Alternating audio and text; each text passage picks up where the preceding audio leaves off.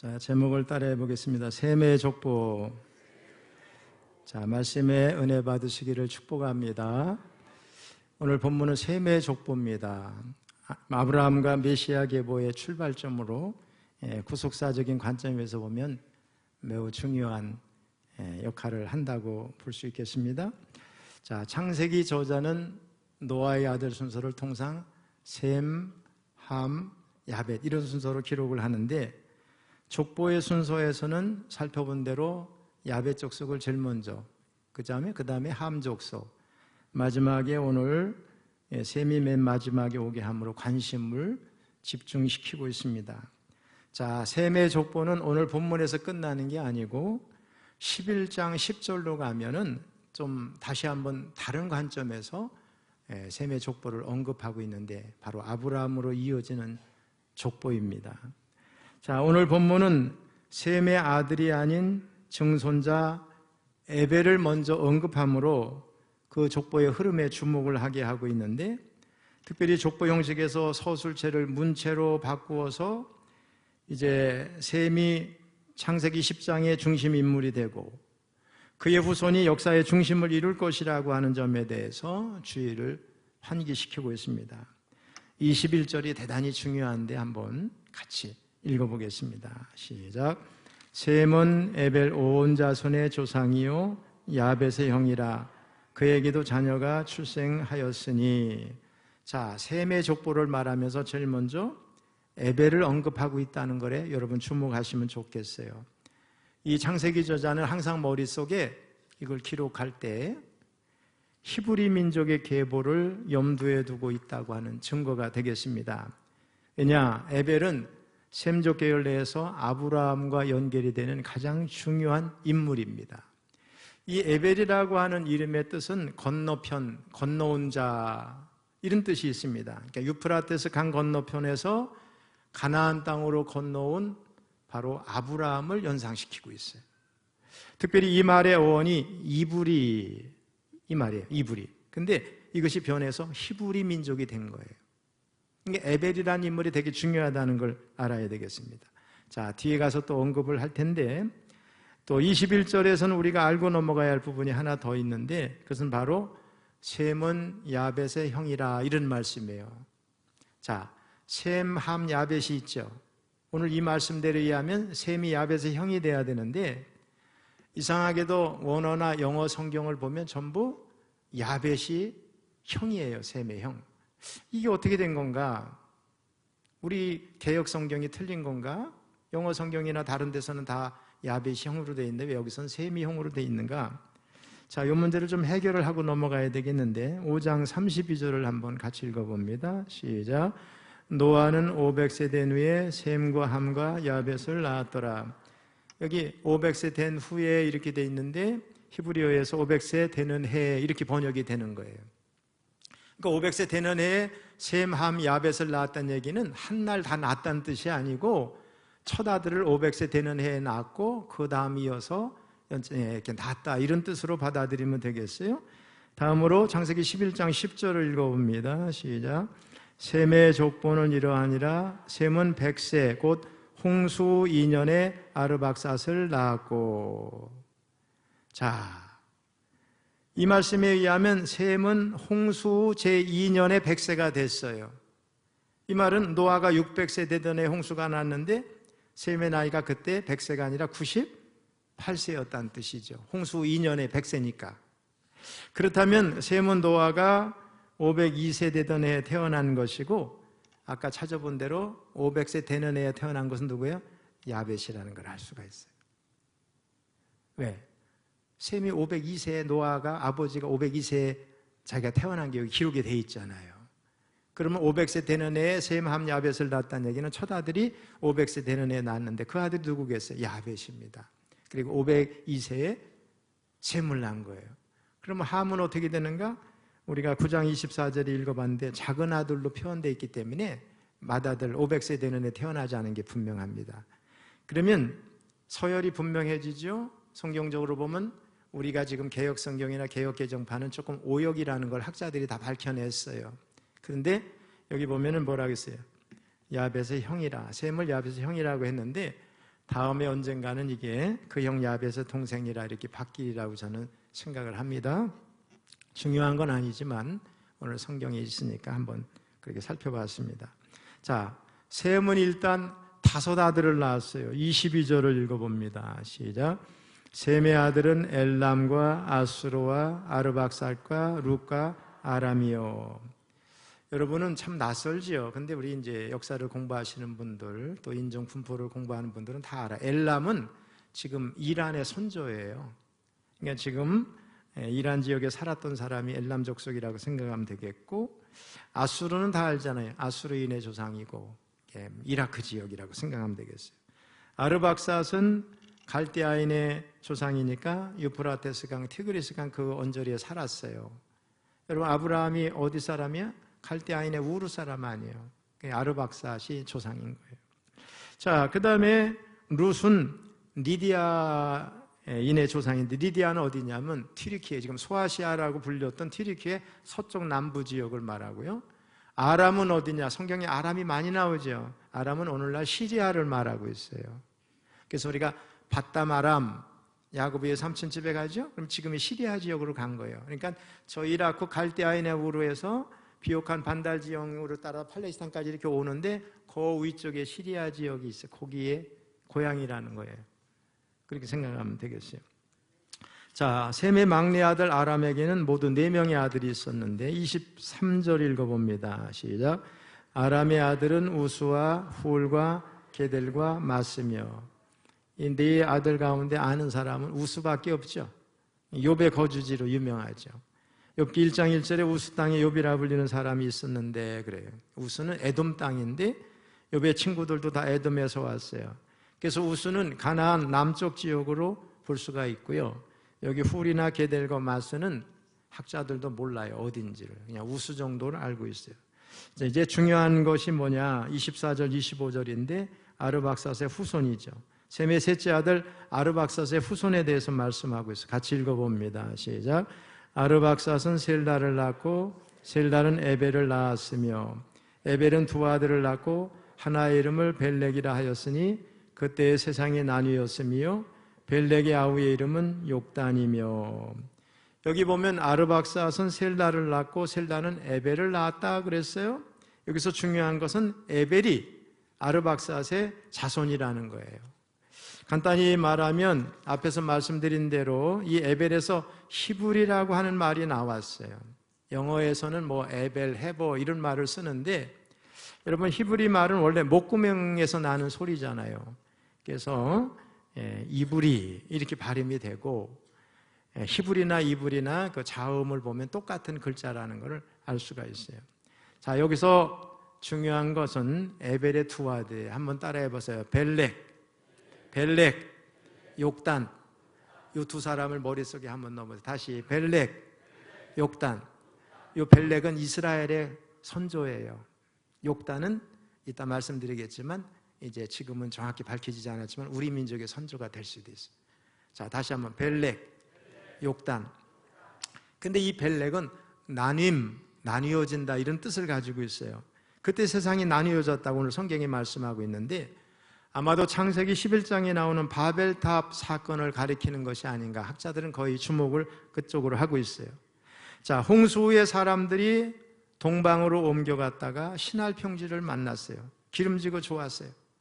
그때 남보다 뛰어났던 함족의 니므롯이 영웅이 됐고 초대 지도자가 됐습니다. 이 세속한 지도자를 중심으로 멋지고 거대한 탑이 구상이 됐는데 벽돌을 그어서 성을 쌓고 탑을 쌓았어요. 소위 바벨탑입니다. 자, 우리가 흩어짐을 면하자, 우리의 이름을 내자 하면서 높은 탑을 쌓는데 하나님이 보신 거죠. 진노하셨어요. 온 땅에 퍼져서 골고루 퍼져서 땅에 충만해서 번성해야 되는데 너희들이 뭉쳐있겠다고? 그러면 안 되지. 그래서 하나님이 언어를 혼잡게 하셨대요. 서로 알아듣지 못하도록 하셨어요.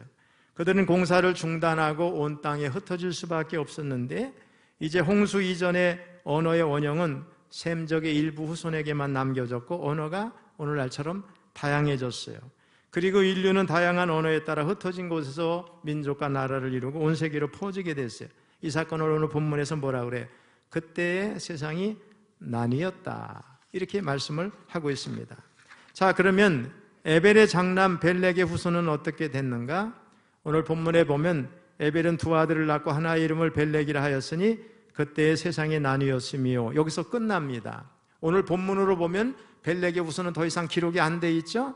11장 10절에 가서 셈의 족보는 이러하니라 하면서 다시 시작이 되는 거예요. 그러면 에벨의 두 알 중에서 벨렉과 욕단이 있는데, 벨렉의 후손은 진정한 선민이죠. 이스라엘의 조상이니까. 믿음의 조상 아브라함이 거기서 나오는 거예요. 그래서 11장 10절 이하에 보면은 셈, 아르박삿, 셀라, 에벨, 벨렉, 루, 수룩, 나홀, 데라, 아브람까지 이렇게 이어지는 계보가 자세히 나오고 있어요. 자, 오늘 본문에서 주요 관심사가 누구냐? 에벨의 차남 욕단의 후손은 어떻게 됐는가? 오늘 좀 잘 주목해서 들으면 좋을 것 같아요. 자, 욕단의 아들은 생각보다 많아요. 13명입니다. 우리 26절로 29절 같이 읽어봅니다. 시작. 욕단은 알모닥과 셀렙과 하살마액과 예라와 하도람과 우살과 디글라와 오발과 아비마엘과 스바와 오빌과 하일라와 요밥을 낳았으니 이들은 다 욕단의 아들이며 13명이에요. 무슨 이유인지는 모르지만 성경은 벨렉의 후손과 달리 욕단의 아들들 이름을 이렇게 상세하게 설명을 하고 있어요. 다음 시간에 우리가 살펴보겠지만은 벨렉의 후손들은 어떻게 해요? 우리 쭉 아브람까지 이어지는 계보 중에서 메시아 라인을 타고 가는 한 사람을 얘기하면서 그가 몇 년을 살면서 많은 자손을 낳았다고만 했고 딱딱딱 아브람까지 이어지는 대표적인 인물만, 메시아 라인만 이름을 언급하고 있어요. 근데 욕단의 13아들 여기 기록하고 있다는 거예요. 자, 그러면 욕단의 후손은 오늘날 어디에 있는 것일까? 처음 세대 이후로 욕단의 후손은 더 이상 성경에 언급하고 있지는 않지만은 하나님은 그들이 지금 누구인지를 찾을 수 있는 결정적인 단서를 남겨두었는데 그게 30절이에요. 우리 30절 읽어봅니다. 시작. 그들이 거주하는 곳은 메사에서부터 스발로 가는 길의 동쪽 산이었더라. 이 구절이 욕단의 후손이 누구인가를 찾는데 결정적인 열쇠를 제공하는 거예요. 본절의 욕단의 거주지가 메사에서부터 스발로 가는 길의 동편산이라고 분명히 말씀하고 있어요. 자, 그러면 메사는 지금 어디인지, 스발은 어디인지, 동편산은 어디인지 확인하면 욕단의 후손이 지금 어디 살고 있는지를 알 수 있겠지요. 자, 제가 지금부터 드리는 말씀은 개인적으로는 여러분하고 저하고 생각이 다를 수도 있고 그럴 수 있어요. 근데 저는 이제 소개하는 거니까 이거는 여러분이 잘 믿음으로 받아들이면 좋겠어요. 우리 유명하신 분이 이광복 목사님이라고, 그분은 책을 참 많이 썼고 오래전에 아주 이 부분을 정확하게 해명한 글들을 써서 많이 발표를 했어요. 그분은 아주 다작이고 대단한 분이에요. 제가 볼 때는 그분의 강의를 조금 들은 적이 있고요. 또 하나는 출판사 국민북스에서 2022년 발행한 유석근 목사의 우리는 아리랑 민족이라는 책이 있어요. 이 책도 제가 여러 번 읽은 바 있어요. 논란이 조금 있긴 하지만은 많은 학자들, 일반 학자들 또 많은 지지자들이 이제는 공감을 하고 있다 하는 것을 전제하면서 여러분 한번 잘 들어오시면 좋겠습니다. 자, 21절을 다시 한번 읽어봅니다. 시작. 셈은 에벨 온 자손의 조상이요 야벳의 형이라 그에게도 자녀가 출생하였으니. 자, 여기 보면 셈은 에벨 온 자손의 조상이요 이렇게 말씀하죠. 에벨은 셈의 셋째 아들이에요. 아르박삿의 손자입니다. 셈은 아르박삿 외에도 4명의 아들이 더 있는 거예요. 이 모든 아들의 조상이 분명한데 그런데도 셋째 아들 아르박삿의 손자 에벨을 언급하면서 셈은 에벨 온 자손의 조상으로 구별해 놓았어요. 그 의미가 뭘까? 바로 셈의 후손들 가운데서도 특별히 셈의 셋째 아들 아르박삿의 손자 에벨의 혈통이 선택된 선민이라는 거예요. 즉 셈의 하나님, 우리 창세기 9장 26절이에요. 셈의 하나님이 이제 에벨 자손의 하나님이 되는 순간이죠. 우리 성경을 읽다 보면 무수히 많은 종족이 있고 민족이 있지만은, 계보가 있지만은 선택되지 않은 민족은 한번 기록하고 다 정리되면서 선민을 중심으로 흘러가죠. 이제 하나님께서 셈의 많은 후손들 가운데 에벨의 혈통을 선민으로 택해서 그쪽으로 이제 연결시켜 간다 이렇게 생각하면 되겠어요. 자, 그러면 에벨의 자손이 누군가? 다시 한번 따라해요. 벨렉, 욕단. 두 형제예요. 자, 25절 읽어봅니다. 시작. 에벨은 두 아들을 낳고 하나의 이름을 벨렉이라 하였으니 그때 세상이 나뉘었으며 벨렉의 아우의 이름은 욕단이며.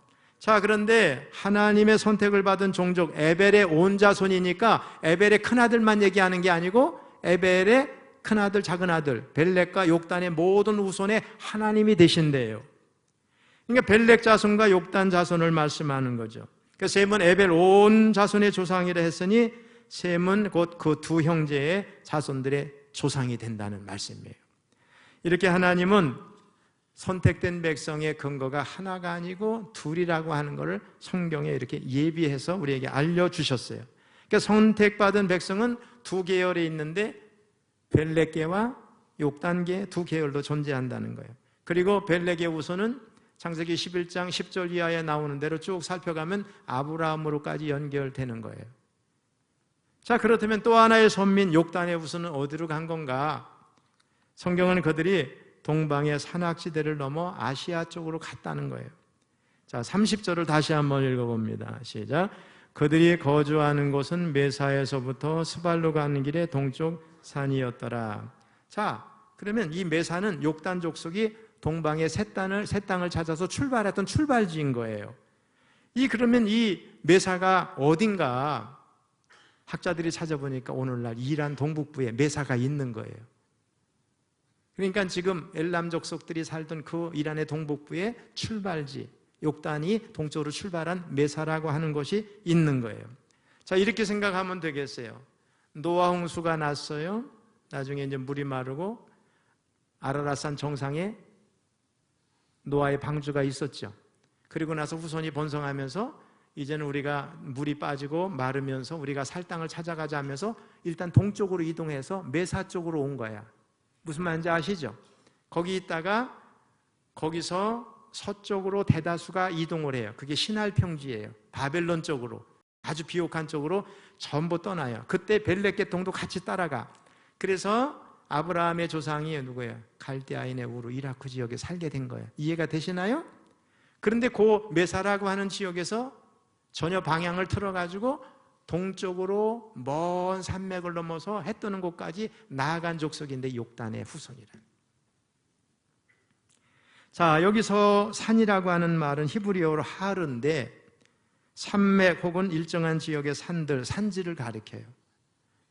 이제 그 동쪽의 산 쪽으로 계속 가다 보면 동양에는 산들이 많은데 본절을 연구해 본 학자들에 의하면 욕단이 동쪽 산악지대를 넘어서 즉 이란의 파미르 고원, 그 다음에 천산 산맥, 알타이 산맥, 저 시베리아 쪽으로 나중에 이렇게 내려와서 한반도까지 내려왔다는 것을 알게 된 겁니다. 그러니까 욕단 족속은 셈족의 정통성을 승계한 백성답게 하나님과 함께 고개를 넘었어요. 그래서 우리가 아리랑 고개를 넘는 거예요. 아리랑이라는 게 거기서 나온 찬송가라는 거예요. 연구한 학자들에 의하면 아리라는 게 알이 뭐예요? 히브리어로 엘알은 하나님을 말하는 거예요. 무슬림들도 알라 그러죠. 이스라엘 엘자가 들어가는 건 성경에서 다 뭐예요? 하나님을 말하잖아요. 알이나 엘. 그러니까 알이랑 이 말은 알, 하나님과 함께, with God 이런 뜻인 거예요. 하나님과 함께 산맥 고개를 넘어서 동쪽으로 갔다. 근데 목표가 어디요? 스발을 향해서 가는 거예요. 스발에 대해서 제가 전부 얘기를 하다 보면 시간이 부족해. 결론적으로 말씀을 스발이 어디냐? 오늘날 시베리아입니다. 자, 알타이 산맥을 넘어 동쪽으로 좀 더 이동하면 시베리아 벌판이 벌어지는데 시베리아는 우리나라 고조선의 창건 부대인 만주 대륙이 연장된 땅으로 우리 한민족의 고향과 같은 곳이에요. 아리랑 고개를 넘어 유라시아 대륙 동쪽으로 멀리 이동한 육단 족속은 남북 만주 및 시베리아를 아우른 동방의 새 땅을 세발 이렇게 말했어요. 세발이란 말은 세벌, 새 땅, 새 벌판이란 말이죠. 자, 여러분 학자들이 우리나라 국문학자들 연구해 보니까 서울도 어떻게 해요? 셔벌 이런 데서 온 거예요. 새 땅이란 뜻이에요. 저 경주를 뭐라 그래요? 서라벌, 이것도 세벌, 새 땅이에요. 어떤 학자는 철원에 대해서도 말해요. 우리가 새둘레라고 그러죠. 동산 이렇게 새 덩어리가 많았는지 어쨌든 그건 잘못된 표기인 것 같은데 철원이 세벌이에요. 세벌. 새가 많은 벌판이야. 근데 이거는 사실 세벌, 새로운 땅이라는 의미가 있어서 철원이 궁예가 고려가 세웠던 이 도읍지이기도 한 거예요. 이게 세벌이란 뜻이 그런 거예요. 그러니까 욕단의 목적지 세벌은 바로 우리 한민족의 발상지 시베리아 만주 일대를 예시한 거라고 보면 되겠어요. 자, 그런데 거기서 많은 욕단의 후손들과 욕단이 거기서 와서 거기서 그친 게 아니고 빛의 근원이신 하나님을 섬기던 욕단 족속은 빛이 시작되는 해 뜨는 곳을 향해서 계속 이동한 겁니다. 광명의 본거지를 찾아가는 게 그들의 꿈이었고 목표였어요. 자, 그러면 지금 생각해 보세요. 저 이스라엘에서, 아시아에서, 이스라엘 서쪽은 지중해거든요. 거기서부터 바다를 보려면 아무 데도 없어. 어디까지 와야 돼? 계속해서 우리 한반도 동해바다 앞까지 와야 되는 거죠. 해 뜨는 곳을 찾아온 거죠. 그래서 쉬지 않고 아리랑 고개를 이제 넘어서 쉬지 않고 동쪽으로 이동하다가 마침내 동해 해 떠오르는 발개 땅, 동방의 땅 끝에 도달을 했고, 높은 산 백두산과 그 변두리를 근거지로 배달나라, 발달결례, 밝은 땅, 배달결례를 만든 조상이 된 거죠. 여러분, 학자들이 또 연구해 보니까 해마다 1월 1일이 되면 해 뜨는 곳을 찾아가는 민족이 우리 한민족이래요. 동해바다 전부 가잖아요. 그러니까 우리 민족의 내면에는 해 뜨는 곳을 찾는 DNA가 숨어 있다는 거예요. 그래서 우리가 보면 해가 뜰 때 저 산맥에서도 뜨지만 어떻게 계속해서 해가 어딘가 뜬가리게 쫓아가고 해 뜨는 곳을 찾아가서 동해 바다까지 와서 바다에서 떠오르는 것을 봤을 거라고 저는 생각을 해요. 그러면 그때 사람들은 이 욕단을 뭐라고 불렀을까? 발달 임금 이렇게 불렀다는 거예요. 왜냐? 밝은 땅, 새 땅을 찾아간 그 우두머리였기 때문에 그래요. 그래서 많은 학자들은 이제 어떻게 푸느냐? 욕단이 바로 단군이라는 거예요. 단군이라는 뜻이 바로 한자로 쓰면 단국의 군장이에요. 발달 임금. 이두식 표현 방식인데 배달 임금이라는 거예요. 그래서 이 동방의 고유의 호칭을 후세에 한자로 의역을 해서 박달단자에다가 임금 군자를 쓴 게 누구예요? 단군이에요. 그래서 이렇게 표기해서 단군이라는 발음이 나오는데, 오늘날 단군 신화에 대해서 연구한 학자들이 서울대학 교수도 많이 있더라고요. 제가 소개를 받으니까. 일본 사람들이 이걸 신화화했대요. 단군을 역사적인 인물인데 왜 한민족의 기원을 없애버리려고. 고등학교 교과서도 2007년 이전인가는 저거 신화적인 것처럼 표현했는데 이제는 다 바뀌어서 전부 단군은 고조선의 창건자라고 다 바뀌었어요. 지금 현재 실존 인물로 밝혀졌다고 그런 거죠. 유물이 다 나왔어요. 여기 정선에서도 나오고 다 나온 거예요. 근데 그 단군 때 나왔던 유물들이 이란에서 나오는 그 근처에 나오는 유물들하고 거의 많이 비슷하다는 거죠. 자, 한민족의 직계조상 욕단은 배달나라를 세울 때 먼저 백두산 산정에 올라가서 창조주 하나님께 천제를 드렸는데, 자, 전 세계에서 많은 민족을 보면은 귀신, 우상, 돌, 나무 이런 거 섬기죠. 신도 많고 신화가 전기에 너무 많잖아요. 근데 우리 고조선은 어떻게 해요?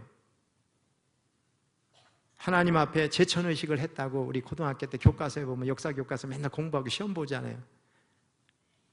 노아가 대홍수 때 거행했던 아라산 정상에 제천의식을 답습해서 평지가 아닌 산정에서 제사하는 거 안 쓰면 셈족의 무슨 욕단에게서 발견되는 건데 우리나라에 있는 거예요. 강화 만일산도 있고 모두 제천의식을 한 거예요. 하나님 앞에. 우리 민족이 하나님 앞에 한 거예요. 그리고 학자들이 연구해 보니까 우리나라에 그렇게 다른 데 없는 고인들이 굉장히 많은데 우리나라에 그동안은 이것을 무덤으로 봤는데 연구해 보니까 이게 하나님 앞에 드린 제천의식의 제단이라고 밝혀지고 있는 거예요, 지금. 자, 또 하나 단군의 조선 건국연대에 대해서 지금까지는 기원전 2333년 다 여러분 외우고 있잖아요. 이게 설이 통용되어 왔는데 건국시조 단군 때부터 긴 세월이 흐른 다음에 우리나라 단군이 몇 년도에 나라를 세웠을까 이건 추정한 거니까 정확한 연대는 아니에요. 대충은 비슷하겠지만 막연한 거겠죠. 그거를 정할 때 단군의 건국연대를 정할 때 중국의 왕을 비교해서 한 2000년 전 요왕시대 때 그렇게 했을 거다 그래서 2333년이 나온 거예요. 이 제왕운기에서 나오는 게 정설처럼 나오는 거예요. 그런데 학자들이 연구해 보니까 기원전 2333년 단군 기원이 성경상의 욕단의 연대와 맞아 떨어지는 거예요. 정확한 날짜를 말할 수는 없잖아요. 조금 옛날을 추정해서 2333년을 했으니까. 근데 거의 같은 시대를 말하고 있어요. 또 아리랑 노래는 우리 민족이 아주 고대로부터 초기부터 불렀던 노래여서 누가 작사했는지 누가 어떻게 이렇게 했는지 아무도 몰라요. 다만 아리랑 노래를 부르면 우리가 다 하나가 되고 눈물이 날라고 그러고 막 그러죠. 이게 찬송가라는 거예요. 인류 최고의 오래된 찬송가라는 거예요. 한국인이 하나님을 섬긴 욕단의 자손이 불렀다는 거예요. 이 아리랑 자체가 한국 사람이 선민이라는 걸 증거해 준다는 거예요. 아리랑이라고 하는 선민, 이것은 한민족의 키워드와 같은 말인데 아리랑이 비밀이 여기 있는 거예요. 아리랑, 아리랑, 하나님과 함께, 하나님과 함께 아라리오 하나님, 아리랑 고개를 넘어간다. 심리도 못 가서 발병난다 이 얘기는 우리 하나님 떠나지 말고 흩어지지 말고 한 마음 돼서 건너가자 용기를 북돋으면서 하나님과 함께 산을 넘고 산맥을 넘어, 이게 아리랑의 기원이라는 거예요. 자, 한국인의 선조인 욕단 족속은 하나님을 섬기는 일신신앙을 가졌어요. 아리랑, 하나님과 함께 동방산악지대를 넘어서 고개를 넘었어요. 극동의 땅까지 찾아왔어요. 그리고 백두산과 그 변두리를 근거지로 배달나라를 세웠어요. 이런 역사적 사실이 단군 신화에 나오는 태백산 하나님의 후손들이 강림했다는 그 신화의 모티브가 된 건데, 어쨌든 신화적인 요소가 있지만 단군은 실존 인물이라는 거예요. 또 우리 설화에 보면 그 있죠? 곰과 호랑이가 굴에서 뭘 먹어요? 마늘. 근데 이거는 곰과 호랑이가 아니래요. 실제로 학자들이 연구한 서울대 어느 교수가 한 얘기는 뭐냐면 곰은 시베리아 쪽에 고미족이 있대요. 그리고 호랑이는 호족이래요. 이 두 족이 이제 이 고미족이 굉장히 신앙적인 거 기도하는 족속이겠죠. 이런 이야기가 신화처럼 각색이 된 거지 실제로는 존재하는 족속이고 부족이라. 또 손사시대를 연구한 이게 학자들이 보면은 이 동에서부터 저 이스라엘 지역까지, 이란 지역까지 12종족으로 거대한 나라가 있었는데 그게 욕단의 후손이었다고 표현한 사람이 있는 거예요. 또 최근에는 어떤 일이 자꾸 이제 발제가 되느냐면 동이족이란 말 아시죠? 우리 민족이 동이족이죠. 중국 사람들 우리를 무시하기 위해서 동쪽 오랑캐라고 그랬지만은 한자를 만든 사람이 동이족이라는 거예요. 그래서 중국은 지금 자꾸 이걸 묻어요. 왜? 우리 한국 사람의 조상이 한자를 만들었기 때문에. 그래서 한자에 보면 노아 홍수와 관계된 그렇게 글자가 너무 많은 거예요. 또 하나는 동이족화 때 이자를 보면 큰 대자에다가 활궁자를 붙여놓은 거예요. 그래서 우리 동이족은 어떻게 해요? 활의 민족이에요. 활은 천궁이잖아요. 하늘에 있는 무지개 민족이에요. 해 뜨는 곳을 찾아간. 그래서 우리 민족은 활도 잘 쏴. 그래서 전 세계 양궁대를 휩쓸고 있는 거예요. 이 동이족이. 이 동이족이 지금은 밀려서 우리 한반도의 동이족이라고 했지만 옛날에는 중국 중원을 다 점령했던 거대한 족속이라는 거예요. 우리 욕단의 후손들이. 학자들이 자꾸 이런 주장들을 하고 있는데 어느 정도 저는 근거가 있다고 생각해요. 또 그 나라 백성은 또 하나님의 백성답게 흰옷을 입어 주로 제천의식을 성대히 거행하고 배달 나라를 옛날 고대의 문자에는 신시, 하나님이란 신자예요. 신시, 신의 도성 이렇게 표현했어요. 이게 한민족의 모습은 하나님을 섬기던 조상이 왔다는 것을 이런 데서도 많이 알게 되는 거예요. 잡신을 섬기는 그런 거와 다르게 하나님을 섬기는 제단이 발견되고 제천의식을 행하고 그랬어요. 그래서 우리 역사를 공부하면 고등학교 때 항상 그러잖아요. 고조선 제천의식을 했다. 이 말을 몰랐는데 지금 알고 보니까 하나님을 섬기는 조상들이 하나님을 예배했다는 얘기 뜻인 거지요. 아무튼 아리랑, 그것은 우리 배달결의 근본 사상이고 뿌리 정신입니다. 그래서 하나님 중심 사상이고 신본주의 정신이에요. 아리랑, 하나님과 함께 with God 이런 뜻입니다. 우리는 여호와 하나님을 섬기는 유일한 신앙으로 민족사를 시작한 하나님의 선택된 백성이라는 거예요. 이것이 아리랑이 증거하고 있다는 거예요. 실로 아리랑은 욕단 계열의 선민이 단군의 후손인 한국인이라고 하는 사실을 확인시켜주는 물증이 돼요. 또 하나 우리나라 꽃이 뭐죠? 무궁화예요. 근데 이거를 국제적 이름은 한영사전에 보면 더 로즈 오브 샤론, 샤론의 장미입니다. 우리나라 꽃이.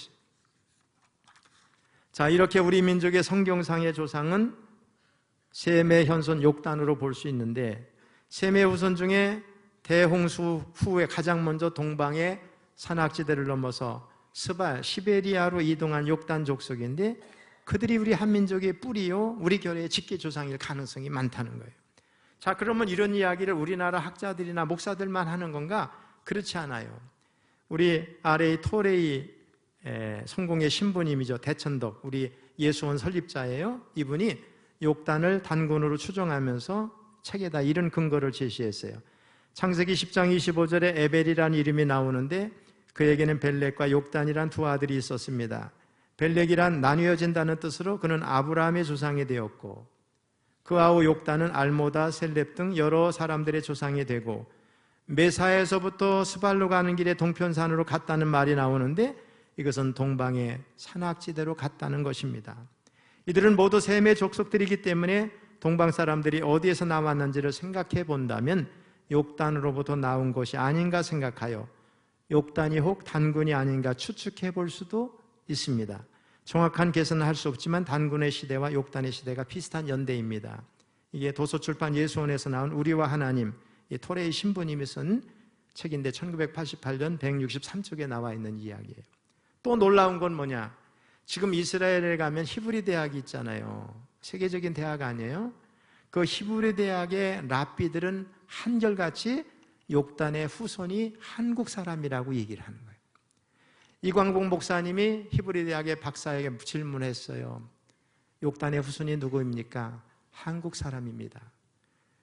또 이광선 목사라는 분이 예수 세계교회 담임이죠. 성지순례 가서 이스라엘에 방문했을 때 한 유대인 랍비를 만나서 욕단의 후손이 한국 사람이냐고 물었더니 예스, 그렇다, 한국인은 욕단의 후손이다 답변을 하고 있는데, 유대인의 랍비들은, 저명한 랍비들은 한결같이 욕단의 후손이 한국 사람이라고 말한다는 거예요. 또 한국인이 욕단의 후손이라고 하거나 하는 유대인은 랍비들만 있는 게 아니고 예수님을 구세주로 받아들인 메시아닉 주, 유대인이면서 예수 믿는 사람들 있죠. 그걸 메시아닉 주라고 그래요. 이스라엘에 가면 그런 사람들이 있어요. 교회에서 예배드리고 하는 사람. 그 유대인 목사도 있어요. 시온의 장막 대표로서 선지자 사무엘에 거처이고 기브온 산당에 있던 사무엘산에서 1993년부터 중보기도 사역을 하고 있는 이스라엘이라는 이름을 가진 목사가 있어요. 메시아닉 주, 메시아닉 주죠. 유대인으로서 예수 믿는 사람이죠. 이 목사도 한국인이 욕단의 후손이라고 밝히 주장을 하고 있어요. 이런 주장을 얘기하면 셀 수도 없는 근거가 너무나도 많은 거예요. 사랑하는 성도 여러분, 아리랑 민족, 한국인의 성경상의 직계조상은 셈의 현손 욕단으로 볼 수 있어요. 이제 그 증거가 점점 드러나고 있어요. 따라서 동방의 한국인은 이 땅 위에 존재하고 있는 또 하나의 선민인데, 여호와 하나님께서 나중에 쓰시려고 감추어 두신 선민이 아리랑 민족, 우리 민족이라는 거예요. 자, 여러분, 전 세계에서 선교사를 가장 많이 파송한 나라가 어느 나라인지 아시죠? 어디예요? 숫자적으로는 미국이지만 인구 대비는 대한민국이에요. 그 다음에 동아시아를, 아시아 전체를 보면 거의 무슬림 국가와 공산주의 국가를 경험한 나라인데, 유일하게 동쪽에 한 나라, 자본주의 국가, 기독교가 왕성한 한 나라가 있는데 이게 대한민국이에요. 전 세계 선교사를 많이 파송한 나라, 영적인 민족, 교회가 왕성한 나라. 자, 우리 민족이 하나님이 감추어 두신 또 하나의 선민이라는 것이, 그러면 새로운 선민이라고 하는 베타 정신을 키우는 건가? 그게 아니에요. 특별계시인 성경에 근거한 객관적인 사실로 점점 밝혀지고 드러나 있는데, 자 보세요. 에벨의 후손은 따라해보세요. 벨렉 계통, 욕단 계통. 벨렉 계통은 이스라엘의 선조요. 이들은 저 아시아의 가장 서쪽의 한 가지로 지금 선민으로 존재하고 있죠. 그 다음에 나머지 한 가지가 작은 아들 욕단 계열은 가장 우측의, 아시아의 우측의 한민족으로 존재하고 있는 거예요. 그러니까 아시아의 서쪽과 동쪽 끝에서 하나님의 선민, 큰 아들과 작은 아들이 에벨의 후손이 지금 있는 거라, 이렇게 생각하면 되겠습니다. 그래서 벨렉 계통과 욕단 계열이 에벨의 혈통인데, 이거를 자세히 들여다보면 이게 밝혀지지 않은 상실된 진리라고 표현을 하고 있는데, 앞으로 한민족을 하나님이 쓰실 날이 온다는 거예요. 자, 그런데 제가 어제도 이제 유튜브를 보면서 많이 공부를 했어요. 미국의 저명한 학자들이 앞으로는 한국어를 배우는 열풍이 전 세계적으로 일어난대요. 지금도 해마다 기하급수적으로 일어나요. 왜 그러냐? 그러면서 대학에서 어느 학자가 막 그래요. 여러분들 한국어를 공부하십시오. 그랬더니 막 픽픽 웃어 애들이요. 근데 나중에 하나하나 설명해. 여러분이 들고 있는 핸드폰을 들어보세요. 대부분 한국의 삼성에서 만든 핸드폰을 들고 있어요. 그 다음에 AI 시대에 이런 설명을 하면서 이게 어느 나라에서 시작됐죠? 한국. 요새 세계 한류에 대해 설명하면 또 깜짝 놀래고 막 이러면서 이거는 어느 민족이 몇 명이 쓰느냐가 중요한 게 아니라 AI 시대에 최적화된 창제자가 분명한 최고의 문자 한국 사람들의 영향력이 전 세계에 확대될 것을 말한다고 하니까 학생들이 점점 생각이 바뀌어서 달라지는 거예요. 그러니까 한민족, 우리가 쓰고 있는 한글은 앞으로 세계화 될 거라는 거예요. 점점점. 그리고 남북이 지금 통일되지 않았지만 통일을 통해서 하나님이 계획하시는 일이 어떤 일일지 이것도 비밀에 속하는 거예요. 그러니까 이게 감추어진 선민, 욕단 계열의 한민족을 언젠가 하나님께서 쓰신다는 생각을 우리가 가지면 가슴이 뛰지 않나요? 자, 이스라엘은 언제 독립했냐? 1948년 5월 14일. 에벨 계통의 큰아들은 1948년 5월 14일 독립했고 작은 아들 욕단의 후손 대한민국은 1948년 같은 해에 8월 15일 독립이 건국을 했어요. 이것뿐이 아니에요. 풍습이 너무 많이 똑같아. 머리에 이는 풍습, 아이를 등에 업는 풍습부터 문화를 따지면 동일한 게 너무 많아요. 뜻글자예요. 문화적으로 너무 비슷한 게 너무 많은 거예요. 많은 유대인들 랍비들이 우리의 벨렉 계통이 아니라 욕단의 후손들은 한민족입니다 말하고 있는 거예요. 그리고 많은 이제 예수 안 믿는 일반의 서울대학교 연대 많은 학자들이 우리 한민족 고대사를 연구하면서 단군이 성경에서 나오는 욕단하고 같은 사람일 거라고 하는 거. 그리고 단군의 실존 인물로 밝혀지고 있다는 거예요. 그리고 옛날에 선사시대 했던 이런 한자 문화, 그 지역에 있었던 나라들을 연구해 보니까 이게 동이족과 관계가 있고 한민족과 다 관계가 있는 거예요. 이런 걸 생각하면 마지막 때에 감추어진 선민이 욕단의 후손이 우리 대한민국일, 우리 사람일 가능성이 많다는 거예요. 할렐루야! 여러분이 안 받아들여도 상관없지만 받아들이면 가슴이 뛰잖아요. 사명이 불타잖아요. 안 받아들일 이유가 없는 거죠. 성경에는 분명히 욕단의 후손이 메사에서 스발로 가고 동편산으로 갔다는 거예요. 산을 넘고 그때만 해도 전부 노항수로 다 주고 사람이 없는데 해 뜨는 걸 향해서 계속해서 이동해서 한반도에 정착했다는 거 어려운 일이 아닙니다. 여러분들도 1월 1일 되면 해 뜨는 거 보러 가는 분이 있죠. 우리 민족에게는 해 뜨는 곳을 찾아다니는 발달민족 배달결의 DNA가 숨어있다는. 여러분 오늘 말씀을 제가 더 정확하게 설명할 수는 없지만 오랫동안 제가 많이 이 분야에선 들었어요. 근데 설명이 조심스러웠어요. 그러나 이것은 좀 생각이 다를 수 있지만 받아들이면 우리가 가슴 뛰는 이야기이기 때문에 여러분에게 소개합니다. 믿음으로 받아들이시고 우리 민족에게 사명이 있구나. 우리 민족에게 희망이 있구나. 우리 교회도 희망이 있구나. 우리 자녀들에게 희망이 있구나. 이런 믿음을 가지시기를 주님의 이름으로 축원합니다.